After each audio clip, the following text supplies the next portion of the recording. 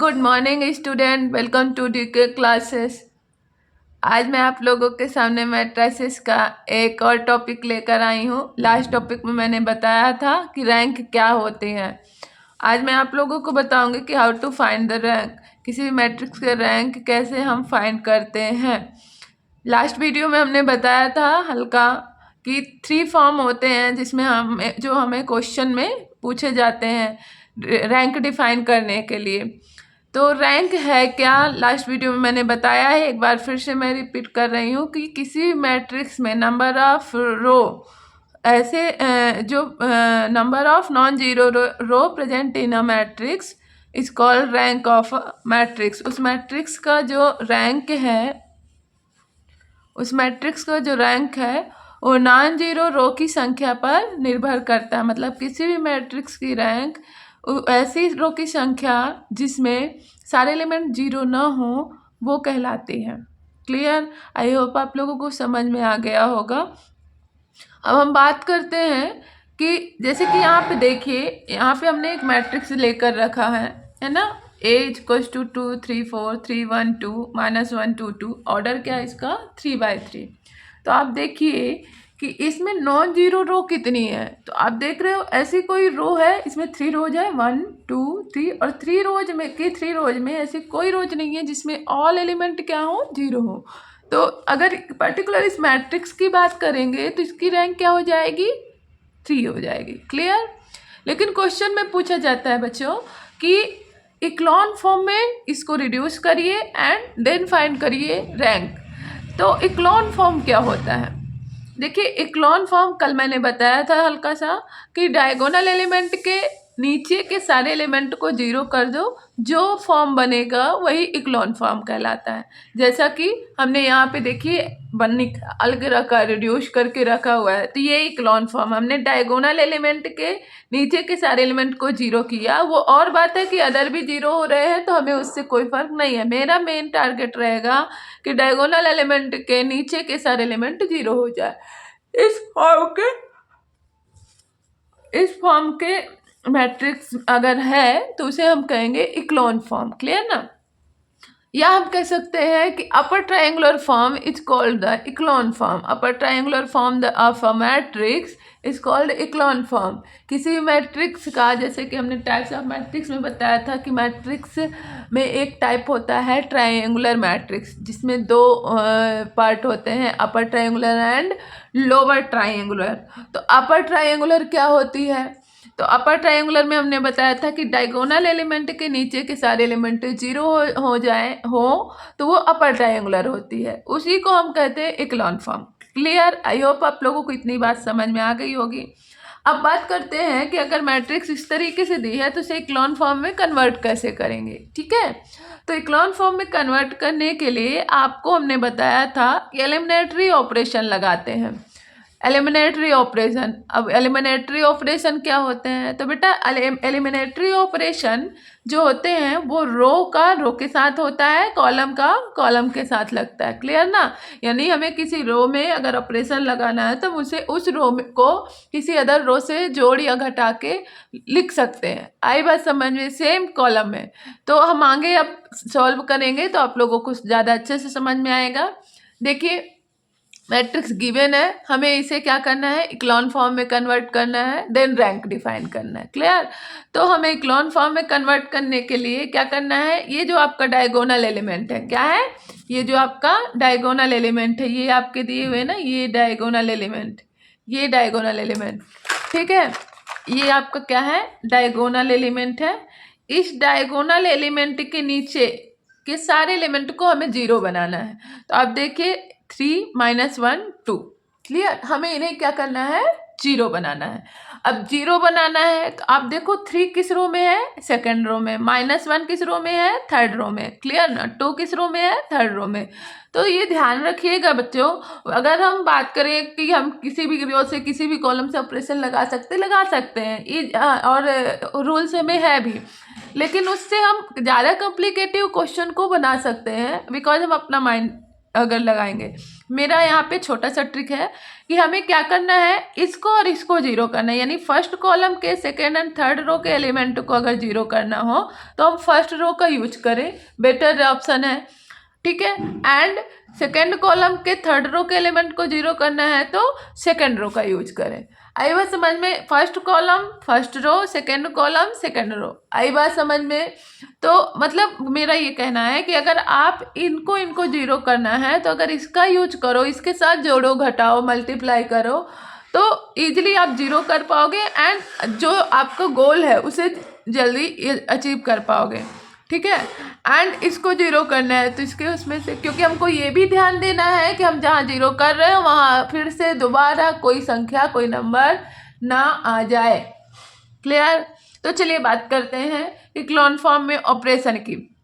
देखिए बच्चों, यहाँ पे आपका जो है, हम सबसे पहले 3 को जीरो करने जा रहे हैं। किसको? 3 को जीरो करने जा रहे हैं। किसके थ्रू? R1 के थ्रू। किसके थ्रू? R1 के थ्रू।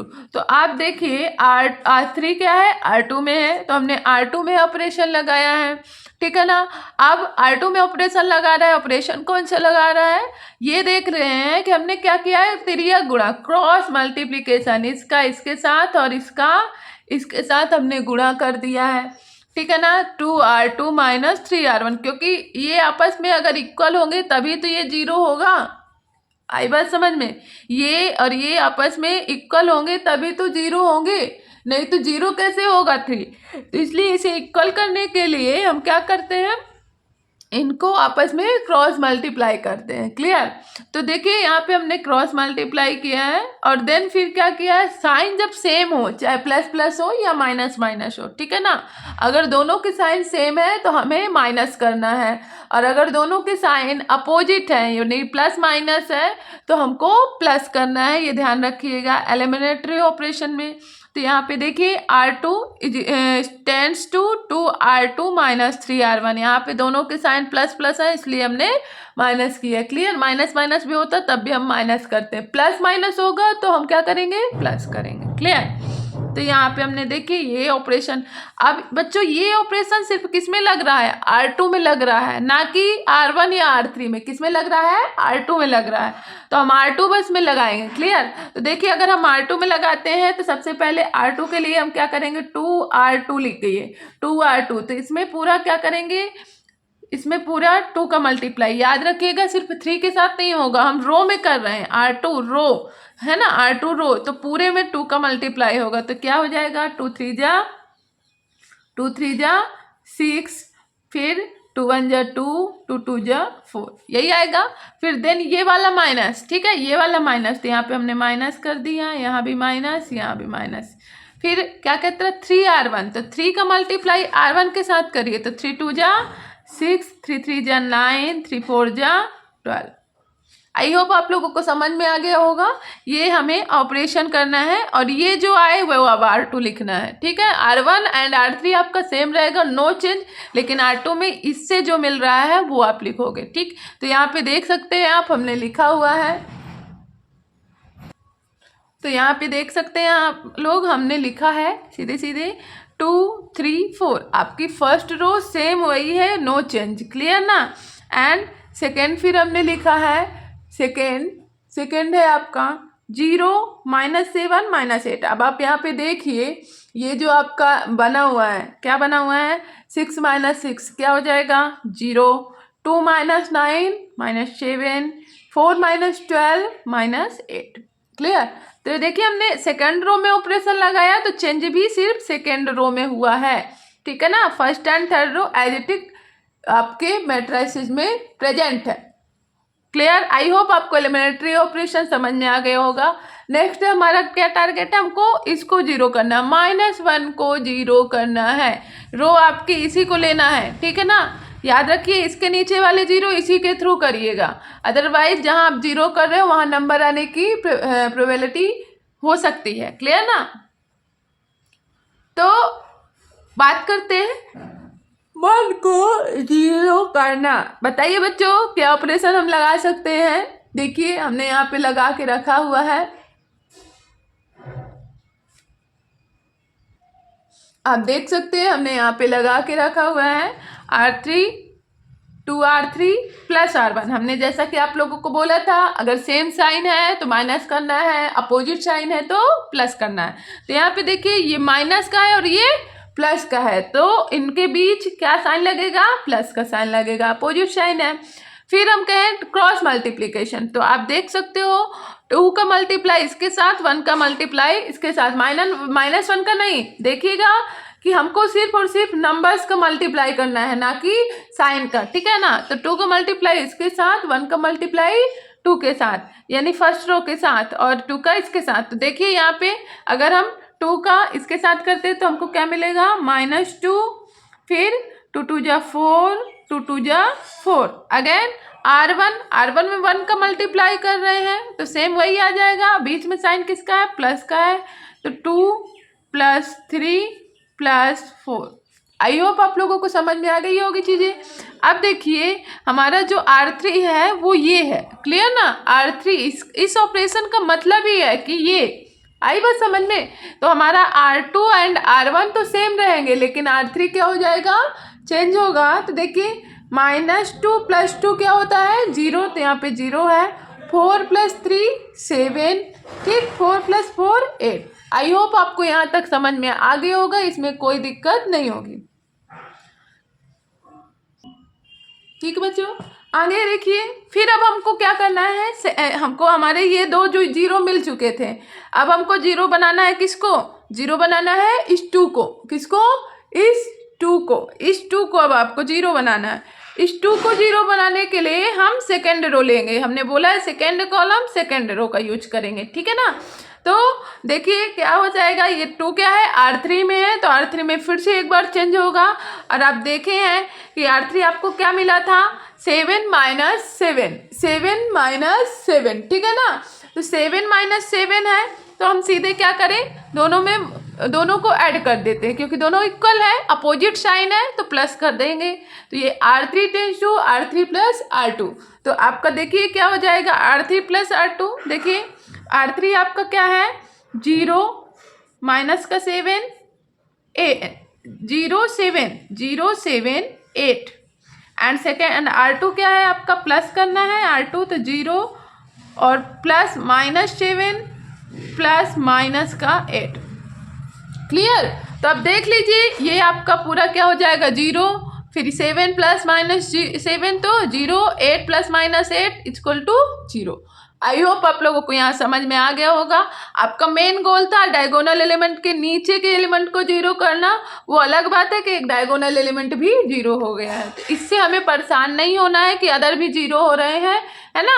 हमारा गोल मेन यही है कि हमें ये जब तक 3 0 नहीं कर लेते हैं तब तक हमारा गोल अचीव नहीं होगा। ये कहलाता है इक्लॉन फॉर्म, यानी डायगोनल एलिमेंट के नीचे के सारे एलिमेंट को 0 करना, क्लियर। तो ये हो गया आपका इक्लॉन फॉर्म। अब बात करें रैंक की बेटा, तो हमने जैसा बताया है कि rank of a matrix = number of non zero रोज। तो अब यहाँ पे बताइए इस मैट्रिक्स का रैंक क्या हो सकती है? देखिए हमने कहा था नंबर ऑफ नॉन जीरो रो, ऐसी रो जिसमें सारे एलिमेंट 0 ना हो। तो आप देखिए फर्स्ट ये रो, सेकेंड आपकी ये रो, एंड थर्ड रो में देखिए ऑल एलिमेंट 0 है, इसलिए ये हो सकती है क्या? नहीं। तो कितनी है रो? 1 और 2, इसलिए रैंक क्या हो जाएगी आपकी? रैंक आपकी हो गई 1। Rank of A = 2, rank A = 2, clear ना। फिर तो इस तरीके से हम रैंक डिफाइन करते हैं बाय इक्लॉन फॉर्म। बात करें थोड़ा सा और नलिटी की, तो हमने जैसे बताया था order of a matrix minus rank of matrix. इस मैट्रिक्स का ऑर्डर क्या है? 3/3 यानी 3, ठीक है। तो ऑर्डर क्या हुआ? 3 माइनस रैंक क्या है? 2, तो 3 - 2 1। इस मैट्रिक्स की नलिटी हो जाएगी 1, क्लियर स्टूडेंट्स। अब तो स्टूडेंट्स आज के लिए इतना ही। जैसा कि मैंने एक बार बताया कि रैंक क्या होता है, rank number of non zero row होती है। इक्लॉन फॉर्म क्या होता है? Upper triangular form is called echelon form. यह डायगोनल एलिमेंट के सारे एलिमेंट को 0 करना, नीचे के सारे एलिमेंट को 0 करना, वो कहलाता है इक्लॉन फॉर्म। एलिमिनेटरी ऑपरेशन हम कैसे अप्लाई करेंगे ये हम आप लोगों को ट्रिक बता चुके हैं। आप किसी भी रो किसी भी कॉलम में कर सकते हैं, लेकिन इक्लॉन फॉर्म में चेंज करना है तो अच्छा यही रहेगा कि आप फर्स्ट कॉलम के नीचे डायगोनल एलिमेंट के नीचे के एलिमेंट को जीरो करने के लिए फर्स्ट रो का यूज करें, एंड सेकेंड कॉलम के डायगोनल एलिमेंट के नीचे के एलिमेंट को जीरो करने के लिए सेकेंड रो का यूज करें। इससे क्या होगा कि आप ज़्यादा लेंदी कॉम्प्लिकेटेड क्वेश्चन नहीं होगा और आप इजीली डिफाइन कर पाओगे रैंक। ठीक है, तो यहाँ पे हमने लगाया था एलिमेंट्री ऑपरेशन। ये आपका इक्लॉन फॉर्म आया है, इक्लॉन फॉर्म के साथ एक डायगोनल एलिमेंट भी जीरो हो गया, तो इससे परेशान होने की ज़रूरत नहीं है। कोई भी एलिमेंट जीरो हो हमें उससे मतलब नहीं है, मतलब हमारा डायगोनल एलिमेंट के नीचे के एलिमेंट जीरो होने चाहिए, इससे है। ठीक है, तो रैंक हमने बताया था कि rank number of non zero row. तो यहाँ पे अगर हम ये इक्लॉन फॉर्म है तो इसमें देखेंगे कि नंबर ऑफ नॉन जीरो रो कितनी है, तो 1 and 2, 1 and 2, इसलिए रैंक क्या हो गई 2। Nullity order minus rank 3 - 2 1।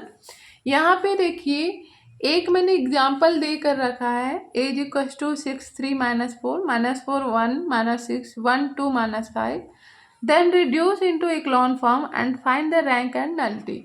Reduce form में इसे चेंज करना है और रैंक डिफाइन करना है।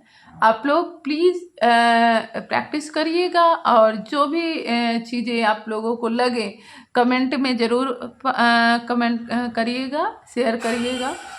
प्लीज़ लाइक को शेयर करिए, प्लीज़ चैनल को शेयर करिए, सब्सक्राइब करिए एंड लाइक करिए। थैंक यू, आज के लिए इतना ही। Okay, good morning.